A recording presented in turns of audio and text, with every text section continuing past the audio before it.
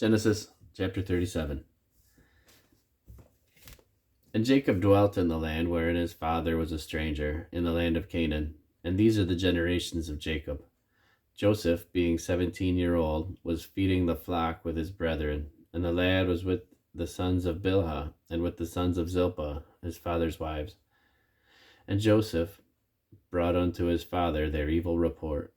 Now Israel loved Joseph more than all his children, because he was the son of his old age, and he made him a coat of many colors. And when his brethren saw that their father loved him more than all his brethren, they hated him, and could not speak peaceably unto him. And Joseph dreamed a dream, and he told it his brethren, and they hated him yet the more. And he said unto them, Hear, I pray you, this dream which I have dreamed. For behold, we were binding sheaves in the field, and lo, my sheaf arose, and it stood upright. And behold, your sheaves stood around and made obeisance to my sheaf. And his brethren said unto him, Shalt thou indeed reign over us? Or shalt thou indeed have dominion over us? And they hated him yet the more for his dreams and for his words. And he dreamed yet another dream, and told it his brethren, and said, Behold, I have dreamed a dream more, and behold, the sun and the moon and the 11 stars made obeisance to me. And he told it to his father and to his brethren, and his father rebuked him, and said unto him, What is this dream that thou hast dreamed? Shall I and thy mother and thy brethren indeed come to bow down ourselves to thee to the earth? And his brethren envied him, but his father observed this saying. And his brethren went to feed their father's flock in Shechem. And Israel said unto Joseph, Do not thy brethren feed the flock in Shechem? Come, and I will send thee unto them. And he said unto him, Here am I. And he said unto him, Go, I pray thee, see whether it be well with thy brethren, and well with their flocks, and bring me word again. So he sent him out to the vale of Hebron, and he came to Shechem. And a certain man found him, and behold, he was wandering in the field. And the man asked him, saying, What seekest thou? And he said, I seek my brethren.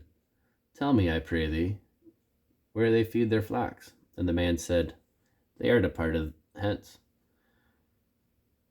For I heard them say, Let us go to Dothan.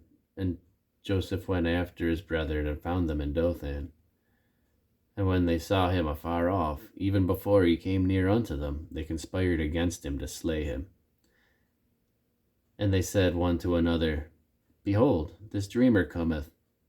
Come now, therefore, let us slay him, and cast him into some pit, and we shall say, Some evil beast hath devoured him, and we shall see what will become of his dreams. And Reuben heard it, and he delivered him out of their hands, and said, Let us not kill him. And Reuben said unto them, Shed no blood, but cast him into this pit that is in the wilderness, and lay no hand upon him, that he might rid him out of their hands, to deliver him to his father again. And it came to pass, when Joseph was come unto his brethren, that they stripped Joseph out of his coat of many colors, that was on him. And they took him, and cast him into a pit, and the pit was empty, there was no water in it. And they sat down to eat bread, and they lifted up their eyes, and looked, and behold, a company of Ishmaelites came from Gilead, with their camels bearing spicery and balm and myrrh, going to carry it down to Egypt. And Judah said unto his brethren, What profit is it if we slay our brother, and conceal his blood?